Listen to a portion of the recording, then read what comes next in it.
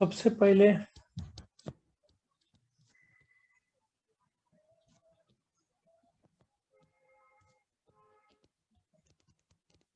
To develop a nation, independence के time में 90% of people where illiterate. ये अपने देश की हालत थी और इसका जवाबदार ब्रिटिशर्स थे।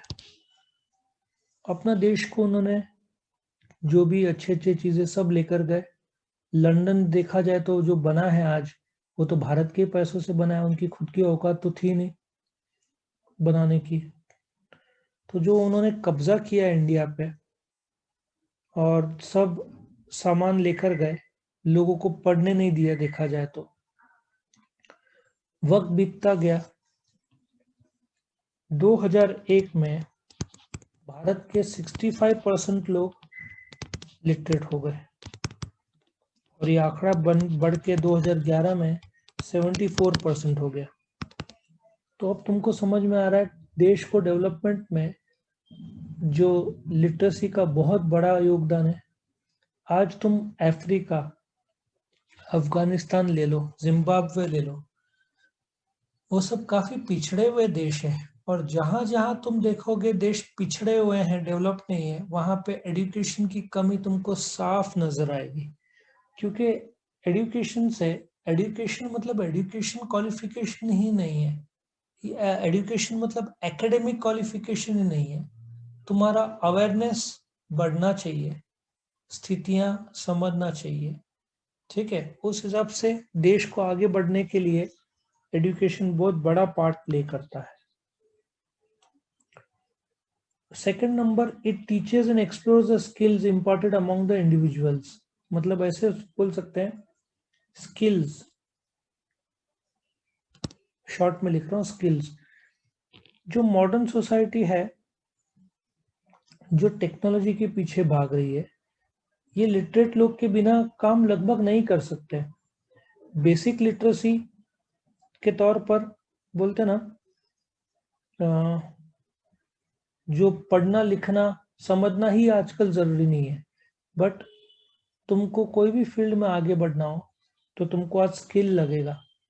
स्किल में again managerial, technical, diagnostic skill, और ये स्किल नॉलेज के थ्रू पास ऑन होता है। ठीक है, तो लिटरेसी इन मॉडर्न सोसाइटी में स्किल्स का योगदान क्यों बहुत ज्यादा इंपॉर्टेंट है। जैसे कि नया एजुकेशन पॉलिसी में कोडिंग सबके लिए कंपलसरी होगा। कोडिंग जिससे तुम्हारा कंप्यूटर का नॉलेज, तो बच्चे हर 5-10 साल में कोई ना कोई बिल गेट जैसा इंडिया में बनना शुरू हो जाएगा। क्योंकि झटके में नहीं होगा, नया पॉलिसी इंप्लीमेंट होगा, स्किल्स की बढ़ोतरी होगी। तो नया एजुकेशन पॉलिसी अच्छा है अपने देश का। तीसरा,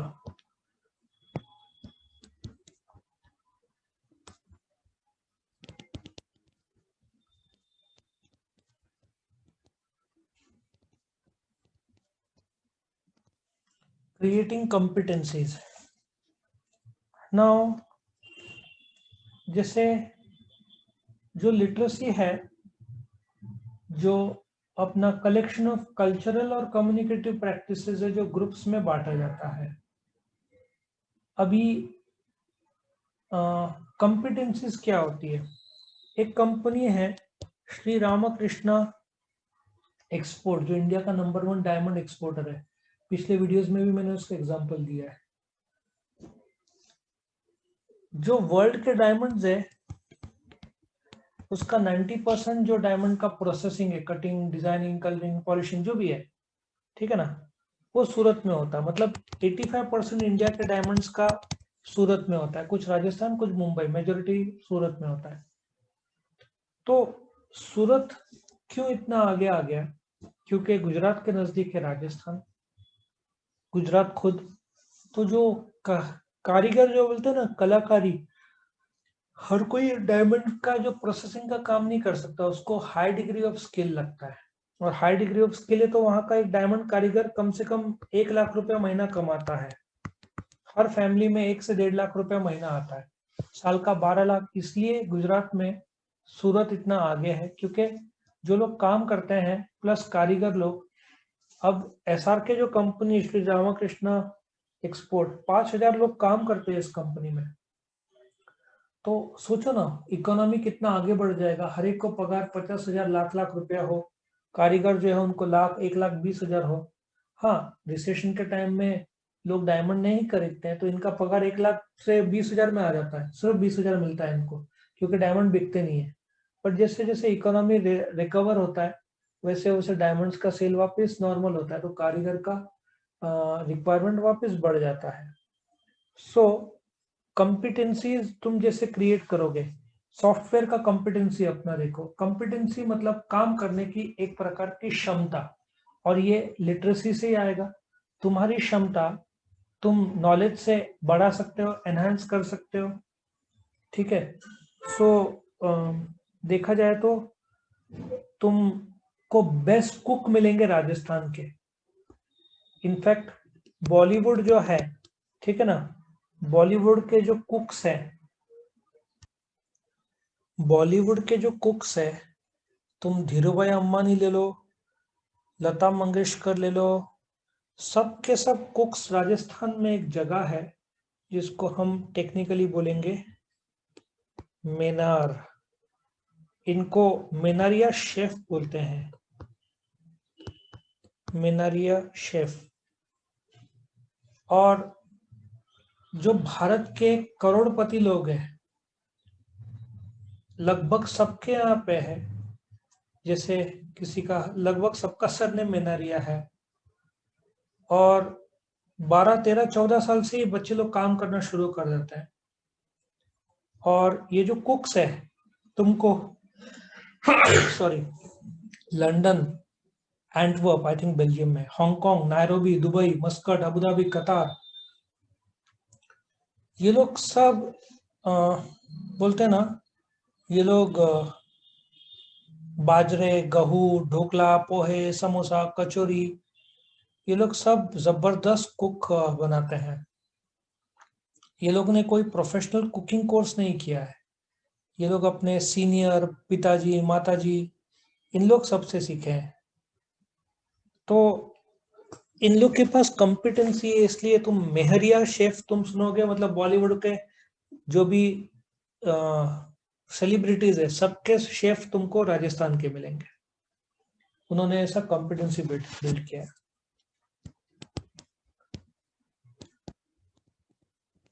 रिड्यूसेस अनएम्प्लॉयमेंट। तुम ऐसा सोचो कि तुम पढ़े लिखे नहीं हो। आजकल तो ग्रेजुएट और पोस्ट ग्रेजुएट, तुम देखो, लोग रिक्शा चलाते हैं। इनफैक्ट बॉम्बे में कुछ टैक्सी ड्राइवर्स MBA है, ठीक है। बॉश कंपनी में चले जाओ, वर्कर्स का लिस्ट निकालो, तुमको बहुत सारे वर्कर्स इंजीनियर्स मिलेंगे। मतलब मशीन में वर्कर के तौर पर काम कर रहा है, बट वो इंजीनियर है, ऐसी हालत है। सो जैसे तुम पढ़ाई लिखाई करोगे, तुमको एक स्किल, अल्टीमेटली लाइफ स्किल पर आधारित है। तुमको लिटरेसी तुमको जब मिलता है, एक सिंपल सा तुमने टैली भी कोर्स कर लिया, अकाउंट्स थोड़ा सीख के, तो तुमको 10-12 हजार, 8 से 10 हजार का तो जॉब कम से कम मिल ही जाएगा, ठीक है ना, डेटा फीडिंग का बेसिक लेवल पे। तो डिजिटल लिटरेसी, बेसिक लिटरेसी, और आजकल वॉचमैन के लिए भी 10वीं पास बोल रहे हैं, और बैंक्स भी, एक साधा काम है बैंक का, बोलते हैं ना बेसिक लेवल पे, उसके लिए भी ग्रेजुएट मांगते हैं। लेकिन तुम्हारे अपॉर्चुनिटीज खुल जाते हैं ना, तुमने पढ़ाई लिखाई किया। तुम देखो, जो पढ़े लिखे नहीं है और जो जॉब करते हैं, उनका लाइफ 10, 12, 15 हजार के इसमें सीमित दायरे में ही रह जाता है। तुम गांव में चले जाओ, गांव में जो पढ़ा लिखा नहीं है, गांव में खेती में काम करेगा, उसको महीने का 5,000 के ऊपर मिलना बहुत कठिन है। वो भी जो सैलरी उसको देता है, वो सोचता है बाप रे कितना ज्यादा वो दे रहा है। शहर में तुम सपोजिटली तुम जाओ कोई जॉब मांगने, और किसी ने बोला 5,000, तुम पहले सवाल पूछोगे भाई दिन का बोल रहा है महीने का बोल रहा है, महीने का बोला 5,000 तो तुम जिंदगी में उधर वापस नहीं जाओगे, क्योंकि 8-10 तो स्टैंडर्ड हो गया है। और जितना मैं जानता हूँ बीकॉम, एचडीएफसी बैंक क्या करते हैं, जैसे क्रेडिट कार्ड का डिपार्टमेंट हो गया, लिखित करना या कुछ करना, 12 से 15 हजार देते हैं बेसिक बीकॉम वाले को। और काम भी ठीक ठाक रहता है, मतलब 10-15 हजार तो बैंक में तुमको मिल ही जाएगा, उसमें कोई प्रॉब्लम आएगा ही नहीं। सो अनएम्प्लॉयमेंट कम होता है। ठीक है ना, आगे बढ़ते हैं। वैसे तुम्हारे नॉलेज के लिए हाईएस्ट लिटरेसी स्टेट केरला है, जहां पे 94% लोग एम्प्लॉयमेंट है। सबसे lowest literacy state is Bihar, 64% literacy. इसलिए तुम देखो बिहार हमेशा स्ट्रगल करता है। बिहार के जो लोग हैं महाराष्ट्र में आते हैं, टैक्सी चलाते हैं, होटल में वेटर का काम करते हैं, कंस्ट्रक्शन में काम करते हैं। लिटरेसी की कमी तो पगार भी ज्यादा नहीं, बेरोजगार भी ज्यादा। केरला के लोग तुमने देखा है कभी महाराष्ट्र में आकर गाड़ी चला रहे हैं या तो फिर वर्कर का काम कर रहे हैं? ये बात सच है, बहुत सारे लोग दुबई में जाकर काम करते हैं, भले ही वो वर्कर का, लेकिन वहां पे 60-80 हजार रुपया मिलता है उनको, 40 से 60 हजार तो मिनिमम मिलता है। ठीक है, सो अनएम्प्लॉयमेंट कम होता है। Next, wider community, improves the development of wider community. Now wider community, उसमें भी हम जेंडर में आते हैं। If you see males 82% literate, females 66% literate है। इसलिए जेंडर बायस अपने देश में बहुत है। फीमेल लोग को बेसिक लेवल पे दो काम के लिए सोचा जाता है कि दे विल प्रोड्यूस चिल्ड्रन, और सेकंड घर की देखभाल। बट शहर में ऐसा नहीं रहा, शहर में विमेन भी काम करती है, कमाती है। ये सारा जो लिटरेसी के जो प्रॉब्लम्स है या इलिटरेसी के प्रॉब्लम्स है गांव में ज्यादातर देखे जाते हैं। मुंबई पुणे में हस्बैंड वाइफ ज्यादातर जैसे अमेरिकन स्टाइल है, दोनों जॉब करते हैं, ये काफी शहर में बढ़ रहा है। सो बोलते ना वाइडर कम्युनिटी, जैसे गर्ल्स का एजुकेशन बढ़ रहा है, सोशल और इकोनॉमिक बेनिफिट्स मिल रहे हैं, लड़कियां अपने आजादी के लिए फाइट कर रहे हैं। ठीक है, तो इसके वजह से क्या हो रहा है, जेंडर गैप वक्त के साथ साथ कम हो रहा है। और अभी गवर्नमेंट एक पॉलिसी भी लाने जा रहा है जिसमें तुम बायस नहीं कर सकते जेंडर के बेस, अभी इक्वालिटी का जमाना आ गया है। ठीक है, आगे बढ़ते हैं। 6 point, literacy reduces infant mortality rates.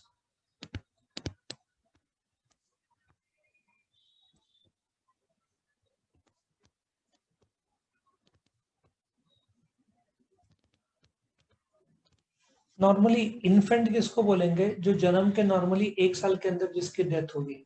Now ये क्यों कम हुआ है, मैं तुमको एक एग्जांपल देता हूँ, पहले क्या था और अभी क्या है। मेरे एक स्टूडेंट के फादर पुजारी है त्र्यंबकेश्वर में। ठीक है, ऐसा स्थिति होता था पहले कि एक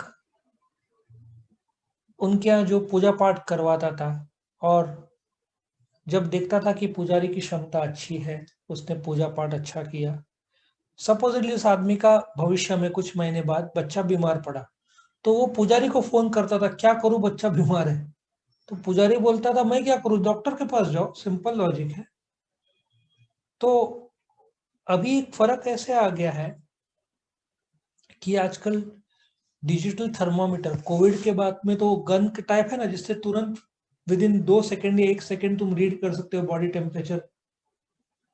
सो लिटरेसी से इन्फेंट मोर्टेलिटी रेट कम हो गया है, मतलब बच्चे कम मर रहे हैं, क्योंकि आजकल 24 आवर्स हॉस्पिटल चिल्ड्रन के नासिक में भी है, नेल्सन करके एक हॉस्पिटल है। पहले वो कुलकर्णी गार्डन के पीछे था, अभी वो बॉम्बे नाका साइड है, महामार्ग के अंदर जो रास्ता जाता है वहां पे।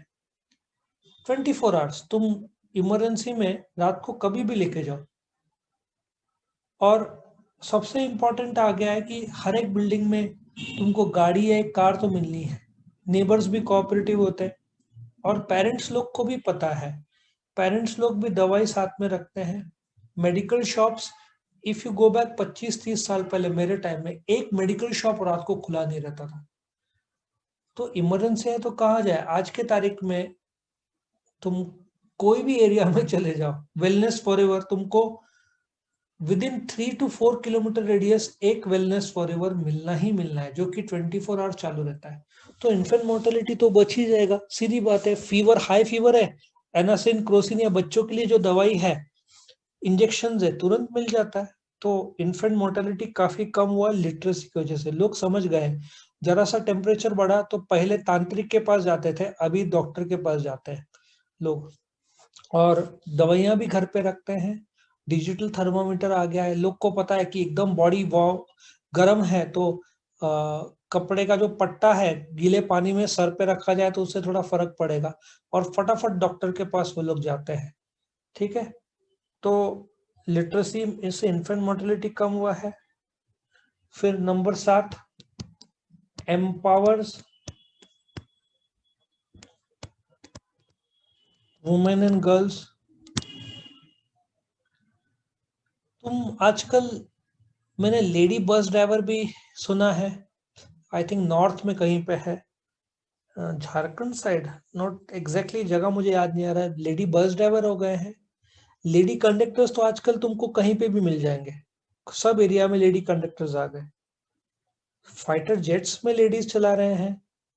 सो जो वुमेन और गर्ल्स का जो रोल था, घर चलाना, बच्चे की देखभाल करना, अभी वो रोल बदल के बोलते ना जॉब बिजनेस, अभी भी लेकिन एंटरप्रेन्योर में रेशियो बहुत कम है विमेन का। फॉर एवरी 8-9 लड़के में से एक लड़कियां एंटरप्रेन्योर मिलेगी तुमको। बट लिटरेसी जैसे बढ़ रहा है वैसे गर्ल्स का जॉब का सिनेरियो भी बढ़ रहा है। मैं कितने लोग को जानता हूँ, लड़कियां जो साल महीने का 50,000 का तो पैकेज कमाती ही हैं, वक्त के साथ साथ 12 लाख का भी पैकेज में मुझे पता है। बॉम्बे में तो जो लोग क्वालिफाइड लड़की हैं वो साल का तो 20-20 लाख का पैकेज लेते हैं, और इंडिपेंडेंट है, खुद ने उन्होंने घर खरीदे हैं, शादी डिलेड किया है, आज़ाद है, अपना लाइफ अपने तरीके से जीते हैं, ट्रैवल करते हैं, साल में एक आध फॉरेन ट्रिप करते हैं, टोटली इंडिपेंडेंट। तो पहले क्या था, औरत पूरा आदमी पर डिपेंड, और आदमी की डेथ हो गई तो घर चलाना मुश्किल हो जाता था, घर की हालत खराब हो जाती थी। औरतें फिर पापड़ या ब्यूटी पार्लर या टीचिंग या काम वाली बाई के तौर पर काम करना, ये स्थितियां इंडिया में आम था। शहर में कम हो गया, क्योंकि जैसे औरतें जॉब कर रही है, हस्बैंड को कुछ भी हो जाता है तो घर में प्रॉब्लम नहीं आएगा, बिकॉज वो इंडिपेंडेंट है। तो एजुकेशन से, लिटरेसी से वुमेन और गर्ल्स को एम्पावर हुआ है। एक जमाना था, इसमें एक और पॉइंट मैं बोलना चाहता हूँ, ये जो छठवां पॉइंट है ना, इसमें मुझे एक पॉइंट याद आया। एक जमाना था कि हर 4 बच्चे में से एक बच्चा मरता था, 25%। अब ये आंकड़ा बहुत कम है, 10 लाख में से कुछ बच्चे मरते हैं, 30-40 का आंकड़ा है। सो इमेजिन 100 साल पहले every 4th child use to die, 4 में से एक बच्चा मरेगा। बट ये जमाना बदल गया है। और literacy positively impacts economic growth beyond the local community, beyond local community. और ये पॉइंट आज के तारीख में कोविड के बाद सबसे ज्यादा इंपॉर्टेंट पॉइंट होगा। क्यों? सब कुछ ऑनलाइन हो गया है। ऑनलाइन में जैसे तुम जैसे नासिक में बुधा हलवाई जलेबी फेमस है, तुम हैदराबाद में पैराडाइज बिरयानी फेमस है। अभी देखो पैराडाइज बिरयानी दुबई में भी आ गया है। धीरे धीरे क्या हो रहा है कि तुम लोकल कम्युनिटी से बाहर आ रहे हो। नासिक का विजू दाबेली ने भी पुणे में एक ब्रांच खोला था, अभी का पता नहीं वो कंटिन्यू रखा है कि नहीं। तो तुम्हारा येवले येवले चाय जो पुणे में फेमस हुआ था, आज नासिक में उसने डाल दिया। और एक नहीं, जहां तक मेरा नॉलेज है 7 से 8 दुकान है ये वाले चाय के। सो आजकल तुम बियॉन्ड लोकल कम्युनिटी ही नहीं देखते, तुम ग्रोथ करना चाहते हो। जैसे पैराडाइज बिरयानी ले लो, और जो होटल जो सक्सेसफुल है, जिनका खाना सक्सेसफुल है, राजधानी थाली ले लो, ठीक है। ये सब बोलते हैं ना पूरे इंडिया में जा रहा है। तो लोकल कम्युनिटी का जमाना नहीं रहा अभी। धीरे धीरे सब अपने ब्रांचेस खोल के नेशनल और इंटरनेशनल जा रहे। केएफसी क्या था? केएफसी एक सिंपल सा 8 से 11 कुछ सीक्रेट रेसिपीज थे उसके चिकन के, और आज देखो हजारों रेस्टोरेंट्स खोल दिया। सो तुम लोकल कम्युनिटी से लिटरेट जैसे होते हो। अब तुम्हारे ट्रक्स जो ले लो, पूना के बहुत सारे ट्रक्स पूना मुंबई नहीं चलते, वो चेन्नई भी जाते हैं, वो कलकत्ता भी जाते हैं। सो तुम्हारा बिजनेस लिटरेसी से तुम एक्सपांड करते हो अपने विजन। सो बियॉन्ड बोलते हैं ना, लोकल कम्युनिटी से बाहर जाकर तुम काफी आगे चले जाते हो। तो ये तुम्हारा पॉइंट था। ओके।